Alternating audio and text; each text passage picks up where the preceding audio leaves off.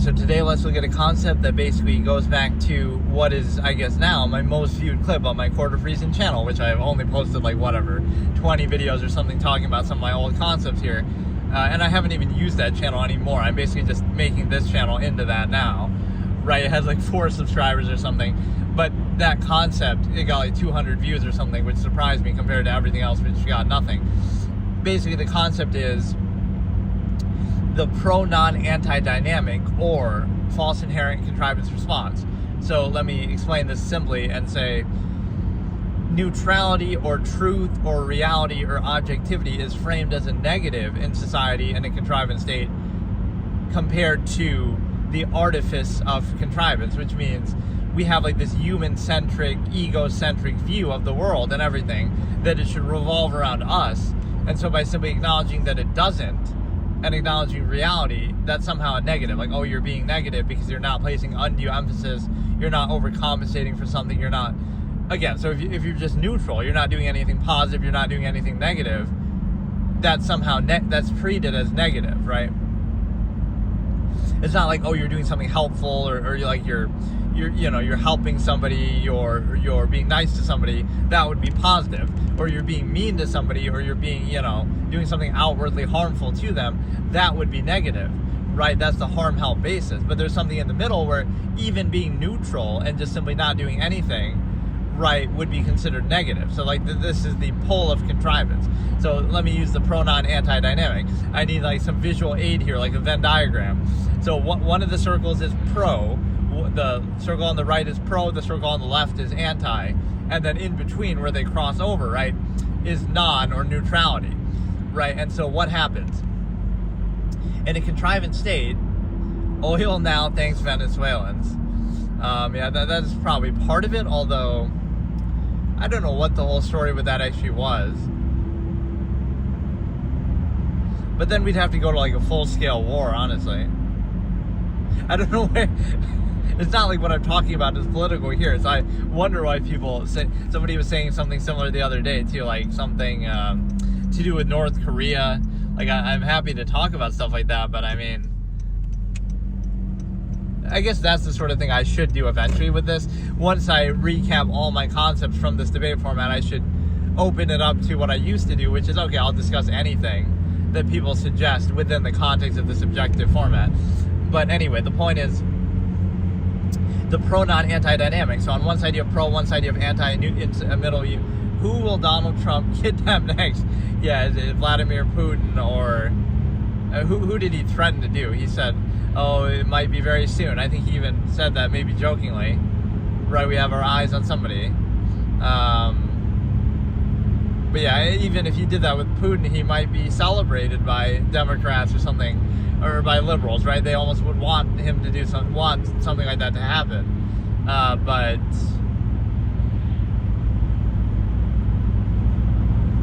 I want to see that as like a tactic. One day you just go to a friendly meeting with President Xi or somebody like that, and then you turn it into but secretly you're trying to kidnap them. It would actually work, even though that would cause a problem, because they wouldn't be expecting it, right? Nobody's going to expect, you're meeting with the president, that to happen. So you could do it like that, right? Theoretically. It's just the blowback and the accountability that you're more so worried about. But... okay, so pro-non-anti, so again, in a contrivance state, being pro-something, and I can give examples like religion is a good example, right? You're defined not by doing it, right, by being a religion, by being Christian or whatever. You're defined by not doing it. So you'll be, oh, you're an atheist, rather than, oh, you're a Christian, right? Like you're not religious is somehow an outward thing, even though everyone is born atheist. And so the problem is that, hey, how's it going? Hey, Flacco. So that's the fallacy, right? You're saying you're defined by not doing something rather than doing it, which is a sign of closed structure contrivance state, right? Which sort of treats itself as absolute and inherent, even though it's not, right? So this is what we get with... So again, by simply being neutral, it'll seem like you're taking a position or you're doing something outward, even though you're not doing anything at all. And then, even though you're actively outwardly doing something, right? You believe in a specific religion, for example, that's an outward practice. That doesn't mean it's bad or you shouldn't do it. It just means that's outward. Like the burden is on the claim maker, so then you'd be accountable.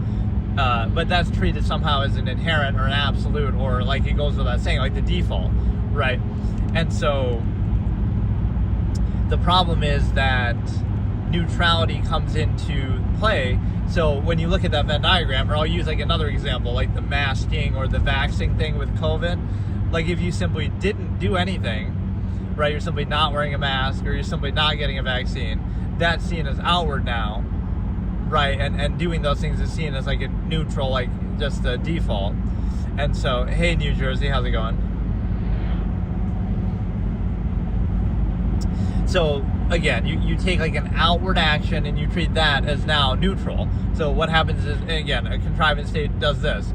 It'll take being pro contrivance or outward, and it'll move it over one level. It'll move it over to the left, to the neutral, so that'll be the new not. So being pro contrivance is the new neutral, and then being neutral is the new anti. And then anti is pushed over, I guess, even outside of the whole Venn diagram. The first one to like, oh thanks. Hey Dragon Lover, how's it going? What's your favorite dragon from all the fiction? But no, it's a situation where, again, you take pro, being outwardly in favor of something in contrivance, and it could be a religion, it could be a certain habit or tendency or behavior, and you take that position of being pro in favor of it, in outwardly practicing it, and you take that and you move it over one level to neutral, right? So the new neutral default state is treated as this outward pro contrivance practice, and then neutrality is pushed over and act like you're being anti, you're being outward, you're being negative, even though you're just being neutral, right? So neutrality as a false negative in an outward contrivance state. So you can often reflect that back, right? By being neutral and just like by not saying anything, or by being very to the point, you'll be seen as negative, or it'll be like, that's like where the absolutist doesn't vouch for the state, so they're just doing everything to try to get it over with, like, you know, do a zero-sum process, just try to, there's no special meaning attached to it, right? It's a zero-sum process, so just try to do it as efficiently as possible and try to remove the need, which is the net sum accomplishment of all of human history and technology and priorities anyway. And the reason why is because, like, you know, that, like, what did human accomplishment do up to this point in history? Is it some idyllic, you know, kind of higher standard? No, it's just we're doing the same zero-sum needs that we always did, right? When we were cavemen and 10,000 years ago and all other points of history. It's nothing more than, oh, it's just more convenient now. It's just more overextended now. It's just better technology. But it's all still a zero-sum process, right? There is no higher standard. We just have more food than before. We just have maybe better, it tastes better, or, you know, we can live longer, but it's still a zero-sum process. Valdora Tempest from the anime The Time I Got Reincarnated with a Smile. Oh, or as a slime. I misread it. I haven't seen that one, but interesting.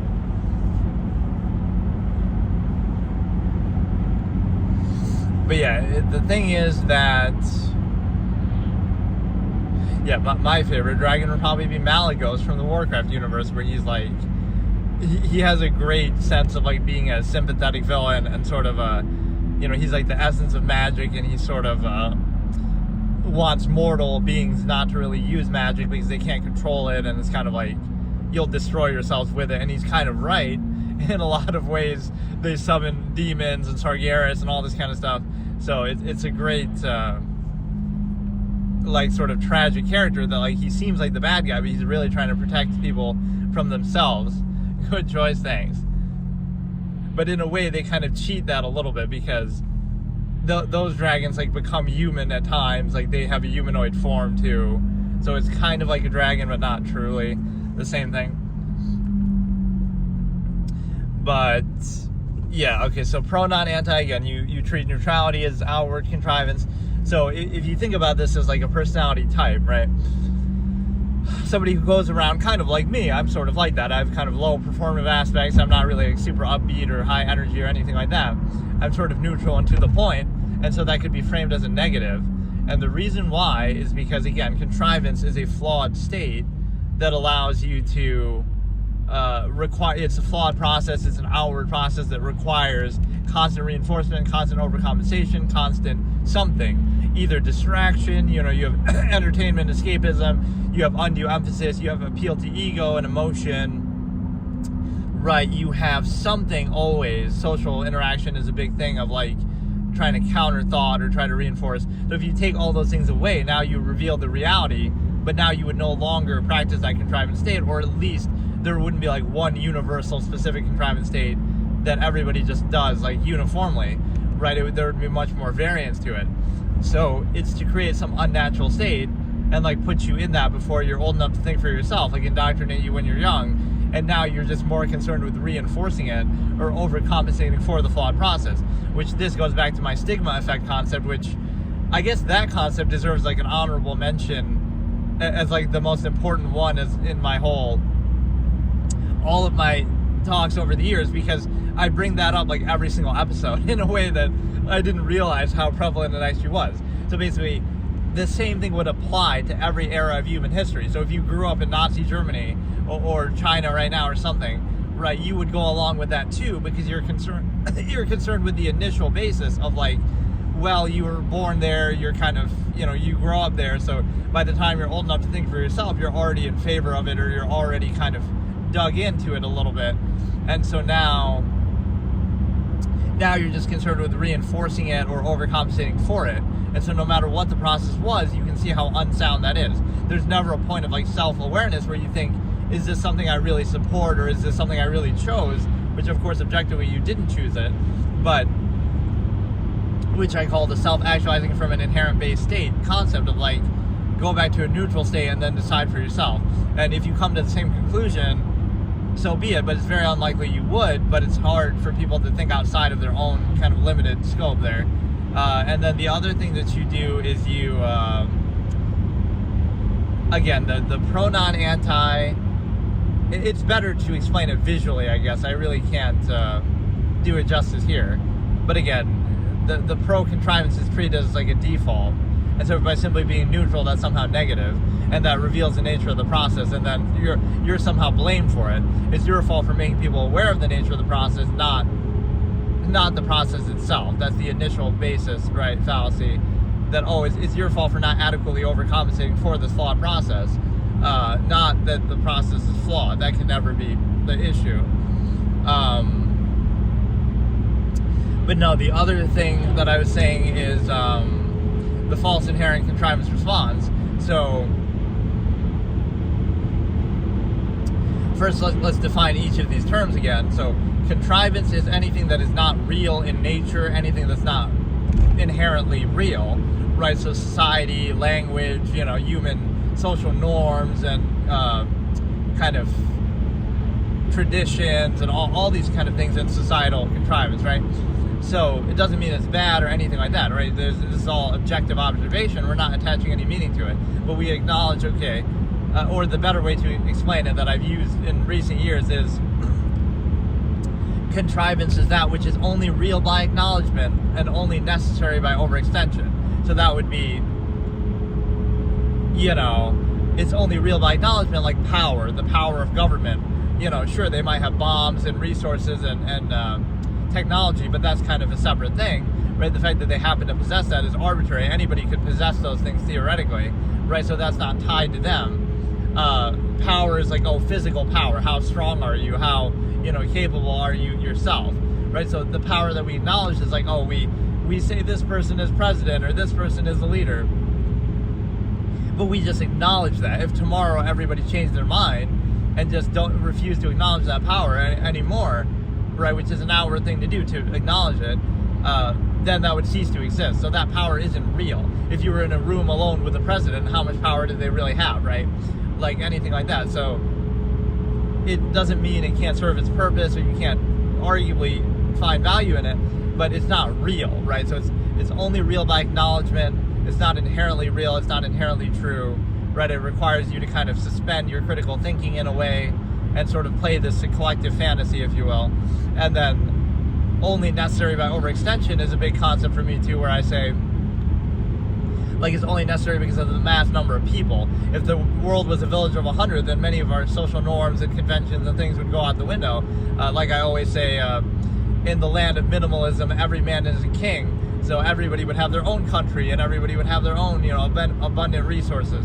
So you wouldn't need to do all these things that we treat as absolute or default, like, oh, you have to, I don't know, like inhibit so many aspects of your life for the benefit of the collective mass of people, which is why stimuli preservation and stimuli acme preservation is so important to counter here, because you say, okay, you didn't create 8 billion people, but you're held back on behalf of them, and the more people there are, the more held back you are.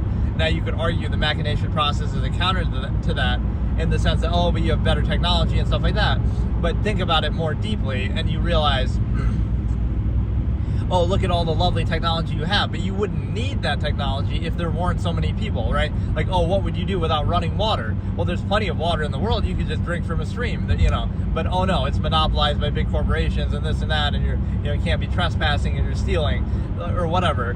Like, the point is, because there's so many people, that's why you need running water. You don't really need it, right? Because there's so many people, that's why you need electricity, arguably, right? So like a lot of things you think you need, you really don't, but because of the overextended mass of people you have around, now it seems to be a necessity, right? Even like, oh, you rely on big companies and fast food and stuff like that, but there's plenty of food in the world for everybody. It's just right now, because of there being so many people, we kind of overextend that and defer that to authority, right? But what would you do if whatever would you do if those things didn't exist? Like, oh, these big corporations and fast food. You could easily go out and pick berries and hunt and fish, and you're not allowed to do those things as freely as you otherwise could do.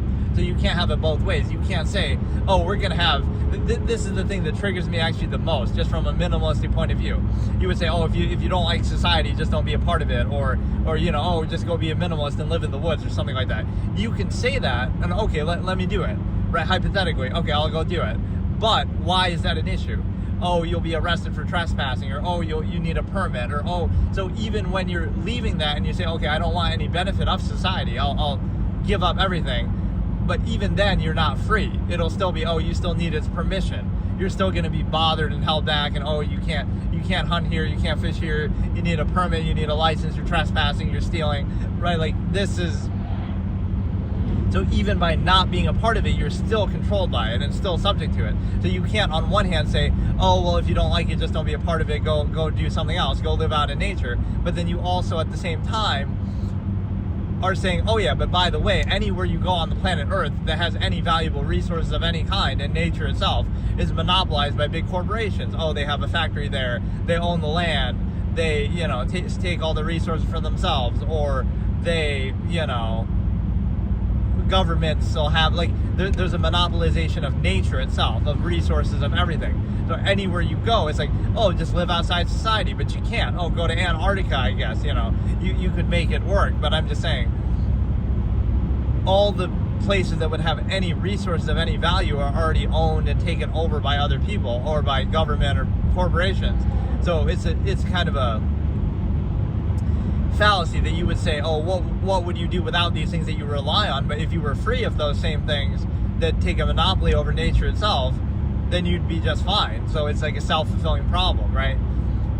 You defer. This is kind of the thing. You defer to those things.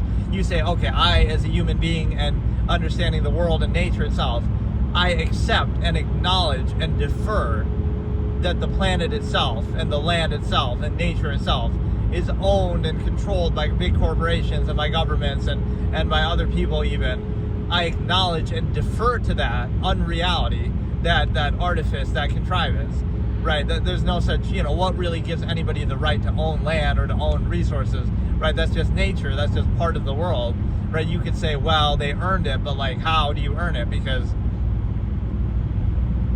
the origin point would have been like, okay, somebody killed somebody else and, they invaded their land, and, you could say finders keep, like, let's try to define that property rights from an absolute subjective standpoint.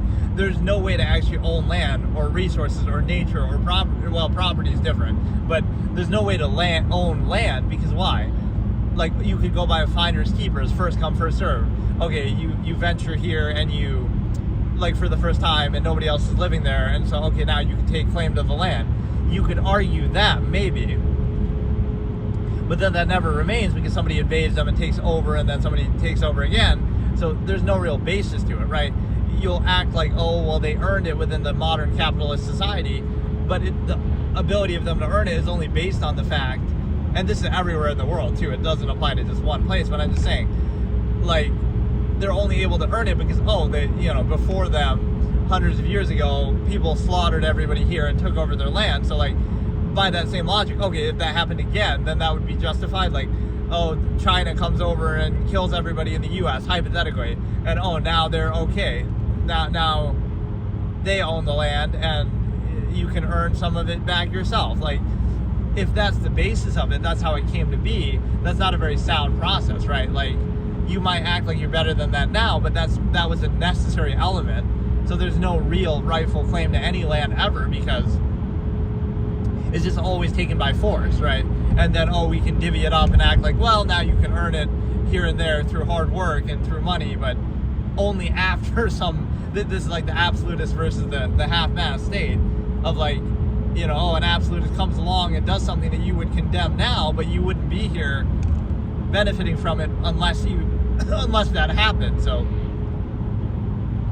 right, it's done by force, and then you want to act like you would condemn the same thing if it happened now, but you wouldn't be in the situation to benefit otherwise if that didn't happen. So you reap the benefits while acting like you're morally superior to that. But no, like, the whole origin point of like, what that means is basically, you would say, okay, what gives a corporation the right to own the land? And it's like, any land. And it's like, okay, they pay money for it, but they pay money to who ultimately? And, it's just, you're not looking at the reality of it, right? It's a kind of collective artifice that we play into, right? We're acting like, okay, we can imaginary just own this land, and we can divvy it up and give it to other people, but it doesn't actually have any meaning to it, because, again, it's based on, oh, it was originally taken by force, and that's the basis of it. So if somebody else was to come along and take it by force, that would be validated, or that is the reality of how it happened, right? There is no other higher basis and credibility to it. But once you're in that state, now you treat it as an absolute, like, okay, now we can act like, oh, we're earning this or we're earning that. But, the basis of it was not that, and it sort of becomes arbitrary. So like, you can say it justifies why specifically one person owns it versus another, right? Like, oh, they earn money and they contribute to society, so they get it back. Okay, fine.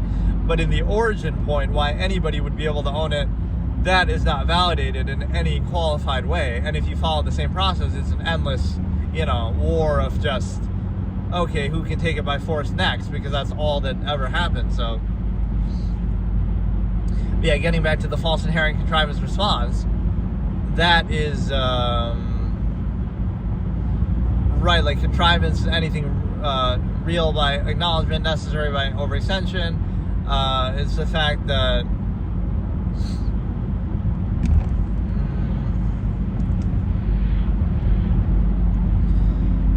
that you're basically in a position to contrivance response is like a reaction to the inherent nature of people, how people would be naturally without society, without indoctrination, and so you create these things to react to that. But then what happens is you don't acknowledge the reality underneath that. You pretend like this contrivance response to the inherent reality is the reality itself, right? And then you are constantly surprised when those inherent tendencies come out. So it's not a functional argument to say, oh, you shouldn't do that, like you shouldn't indoctrinate people or whatever, but arguably you should say, well, it shouldn't be necessary if that was actually the desirable state or something. But it's more that it's the difference between acknowledging reality and your response to it, and pretending like your response to it is the reality, right? So, like morality being inherent or objective, it's like the reason why we have morals and we present that and have laws and so forth is because it's not absolute. That's why we have to uphold it at the subjective level, because inherent inherently our nature would be more like, just not even that we would specifically do those things, but we would be free and uninhibited, and that would be part of what we do, right? We would do anything and everything we can possibly do, because that's just how reality works and how nature works, right? Why would we not do something if we could do it, and then we pose morals to try to prevent ourselves, and we get some gratification from it? But that's like a trained animal response, as much as we can respect it, right? It's like trying to psychologically condition and socially engineer people to say, why wouldn't you do this thing that you're inherently capable of doing to reach your max potential, or exert yourself to your fullest, or whatever, have a sound measure and full value in life? Oh, you don't do it because you'll feel good about yourself for not doing it. So in other words, there is no reason for not doing it. You're just tricking yourself and playing on the ego to say, oh, well, that somehow you feel gratified, so by that logic you could be made to do anything or not do anything. So it's a subversive non-value state, and so the only way to control people is to appeal to their own ego. Like, oh, that makes you a good person or something, and we get like collective social rewards and reinforcement. But right, that shows you it's not a natural tendency or something that people would want to do on their own. So again, you can train people that way, but it doesn't actually have any inherent value, and you're kind of even acknowledging that by saying that. You're saying it makes you feel gratified for not doing what you would naturally do. But anyway, the point is, contrivance response is the response to the inherent nature of people and their tendencies, but then you treat that response to the reality as if it is the reality, which creates some problems that, like I say, the worst way to make something true is to pretend it already is, or like you won't do what's necessary then to uphold it. You'll treat it as an absolute, but then you see in the observable practice in everyday life, you need laws and you need subjective people enforcing them. So the observable process versus the supposed absolute that we have. So when you realize that, this is sometimes an argument that you can have with somebody who's religious. They'll say, oh, morals come from God and so forth. But the problem with that is, even if they did, they're so weak and subjective that they change from era to era, right? Like the laws change, the fact that we need laws, the fact that, sometimes the law is wrong by our subjective standard. We'll say, well, slavery was once enforced by law and protected by law. Or, in World War II Germany, right, the government can be hijacked and so forth. Like, that doesn't mean that it's validated. So you'll say, oh, morals come from God, but they can be distorted and not followed and misused and all this. So you have but yeah, anyway, getting back to the original point, is just neutrality is projected as a negative, or it says more about the observer than you, because you're just reflecting back at them what they'll project, which could be funny. You can do that as like a social experiment, because people all project different things, so how can they all be right? So they're not really seeing anything about you, they're just seeing themselves reflected back by your neutrality, and they kind of reveal what they're controlled by or what they are obsessed with. Often the stimuli acme or something like that, zero-sum means. And then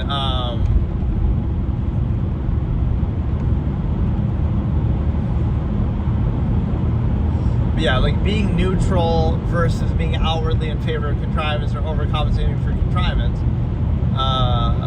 sort of being direct and being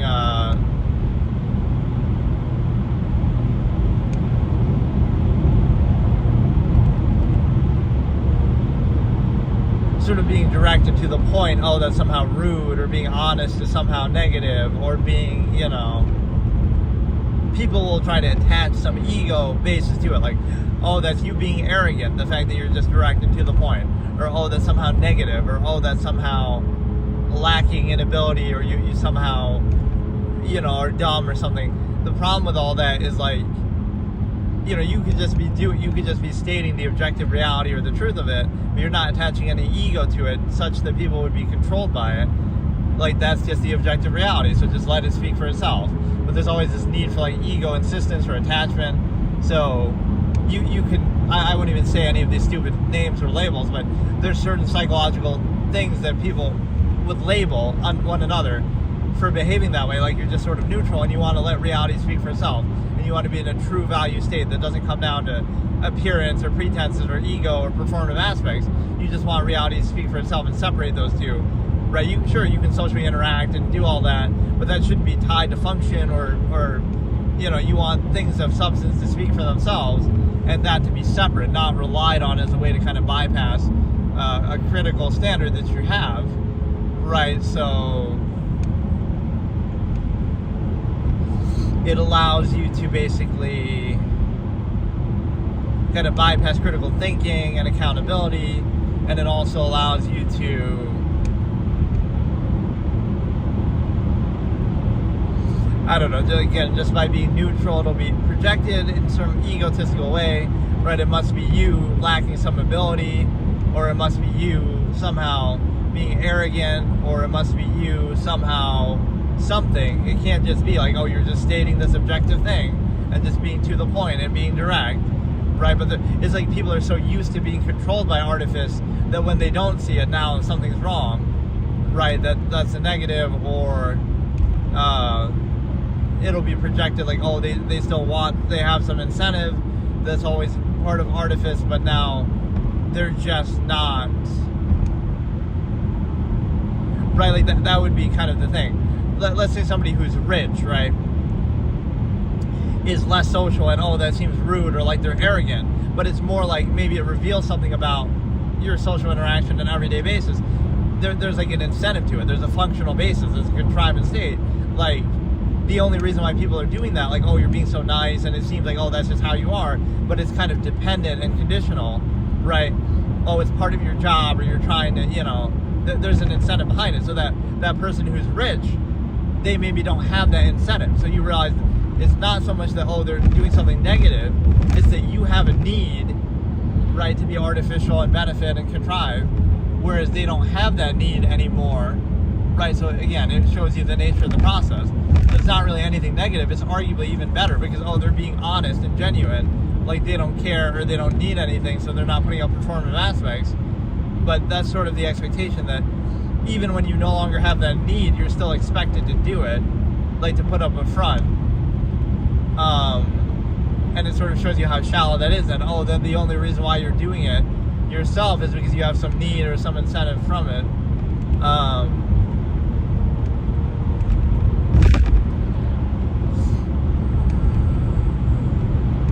Or like, here's a good expression just in general of self-awareness, which doesn't really have a whole lot to do with this topic, but whatever. It's the fact of, like, if you're aware of the nature of a process, right? Like, other people will gossip to you, like your friends or somebody will gossip to you about other people, right, behind their back. So as soon as that happens, you should be aware and nervous about that. You'll say, oh, so somebody I know is gossiping about somebody else behind their back to me. So what does that mean? You know that they'll be gossiping about you to other people behind your back, right? It shows you that same tendency is present. So,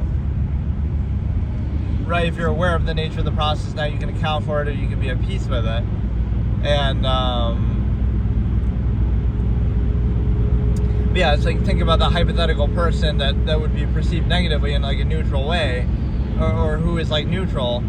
They don't care about appearances, they don't value them, they don't require, desire them, or emphasize them too much themselves. They don't care about performative aspects, they don't care about that. They're direct, they're to the point, they're sort of focused on actual value or merit or so forth. And so that means that basically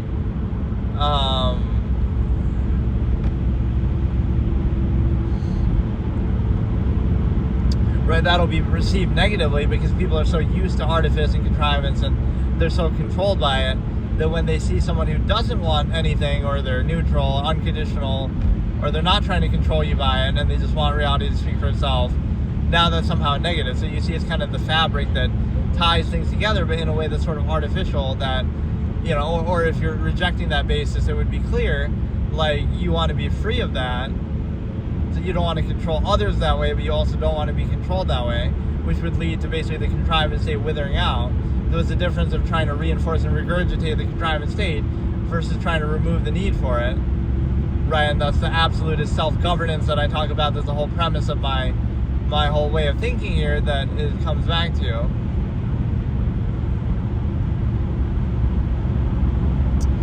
So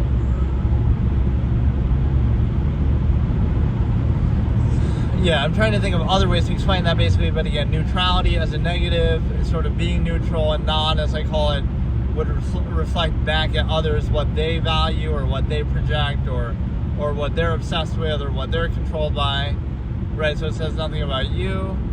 And again, you'll be labeled like all kind of different things by different people, right? One person will think you're arrogant, one person will think you're dumb, one person will think you're have some ulterior motive, one person thinks you want sex, one person thinks you want money, like, so you're just being neutral, not doing anything, but they're all coming up with these different theories because it shows you the way that they think. You might not be interested in any of those things, or you might be interested in all of them, or you might be interested in time instead of money, or you have some other measure, you have no need for those things, you know, you're unconditional, you're already rich, you already have everything you want. So that's like the neutral objective being treated as a negative.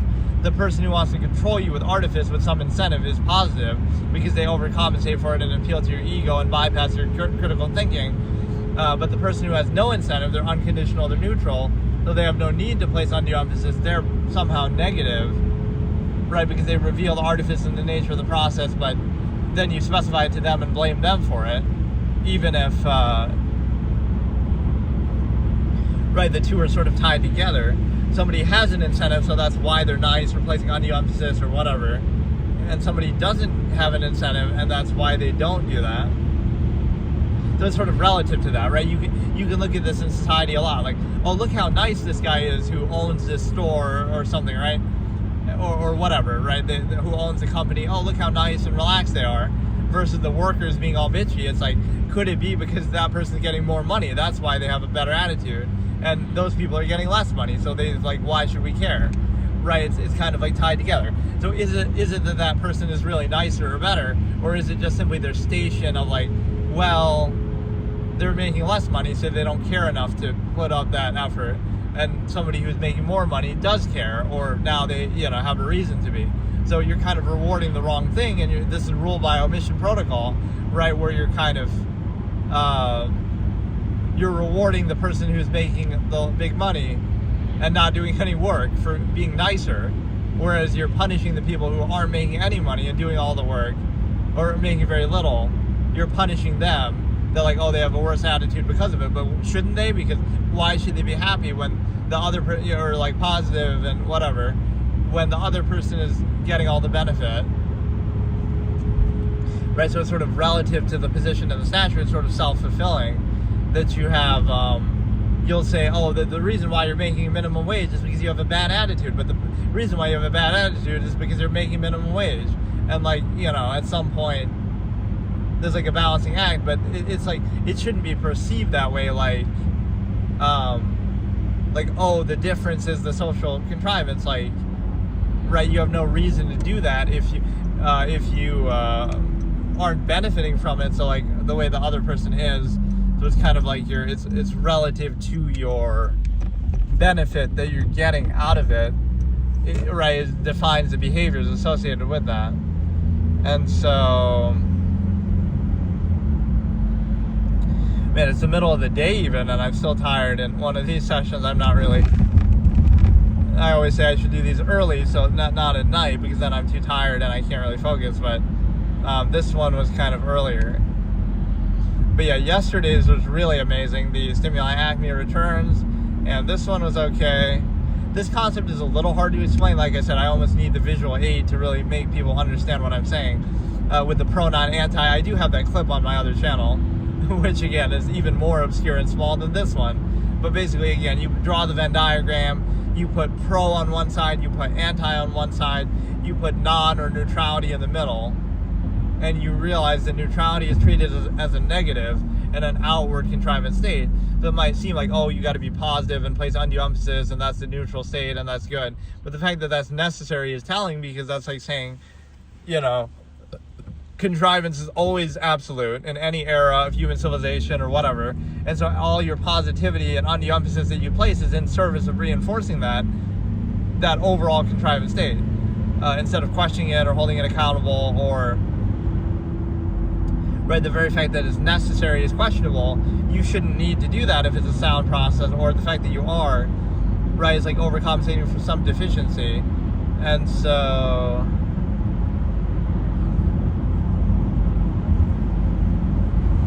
again, I use this example maybe too much, but I'll say it again. Like, if you were in Germany in World War II times, you might be saying, oh, look, you're so negative, stop being so negative, right, just in general. But you'd say, maybe there's a reason to be negative. Maybe there's something going on that should be stopped. Maybe there are flaws in society. And so, like, at what point do you balance those two out, right? You're being nice and whatever and positive versus something actually being wrong and needing to be changed.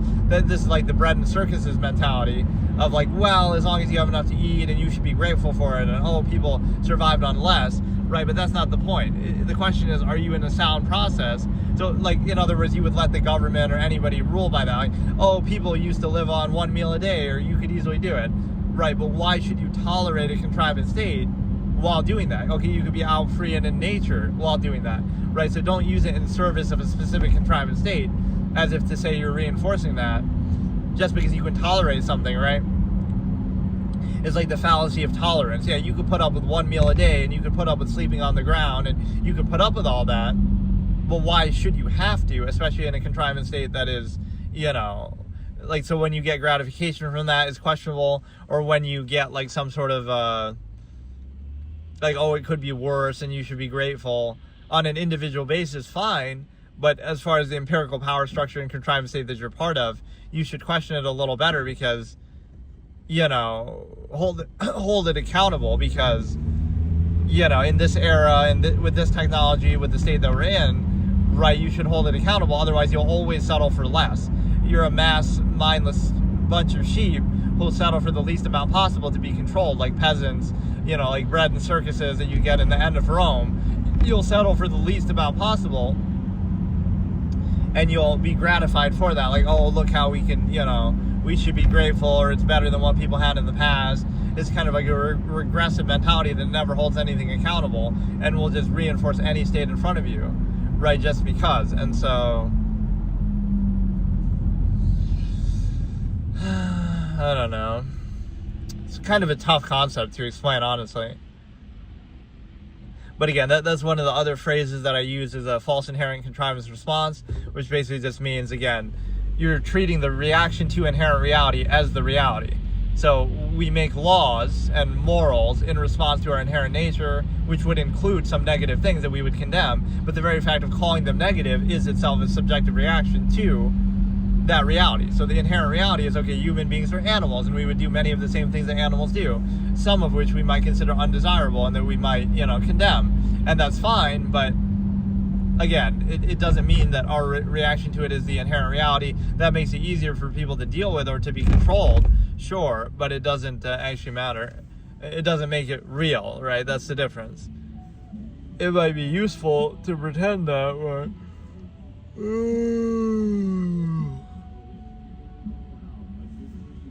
I wonder if you can hear this guy's music, like, on the... That's something I haven't really thought about much before, like, sounds like that. Or I guess I was thinking about, like, I could do it horizontally from now, where I stream it horizontally, kind of widescreen, which I almost don't want to do that. Or that video should be uploaded now, which I didn't even realize or check. But no, it's a situation where...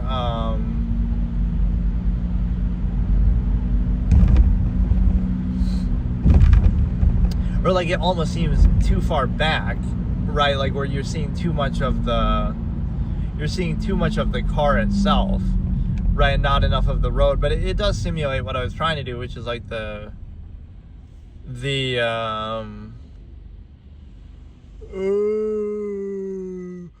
fact of you're in the passenger seat, right? Like you're kind of IRL point of view, pretend you're like ASMR, pretend like you're driving in the car with me and you're sitting in the passenger seat. That's almost what your view would look like, right? If you were sitting there like next to me. So you're along for the ride. You're literally backseat gaming kind of in real life context. And I love that when people are telling me how to drive or certain things. Like, I'm a very safe driver. If I was to psychoanalyze myself, I'm very careful, I'm very patient, I'm very you know, neutral, not at all aggressive. So never gotten a ticket, never gotten in an accident. So like there's something to, it's deliberate, right? Like I could do crazy things if I really wanted, but like I tend to want to not, you know, avoid that. Again, like path of least resistance sort of philosophy. Like why do all that when you could just not do it? And you could, you know, be whatever, just basically avoid people, be safer. Like even in the snow, like, oh, I was driving like so slow sometimes. You know, I could go faster, although sometimes it's the car itself that you got to question a little bit. It's like fucked up or it's bouncing around and stuff. But yeah, like why not just be safer is the point.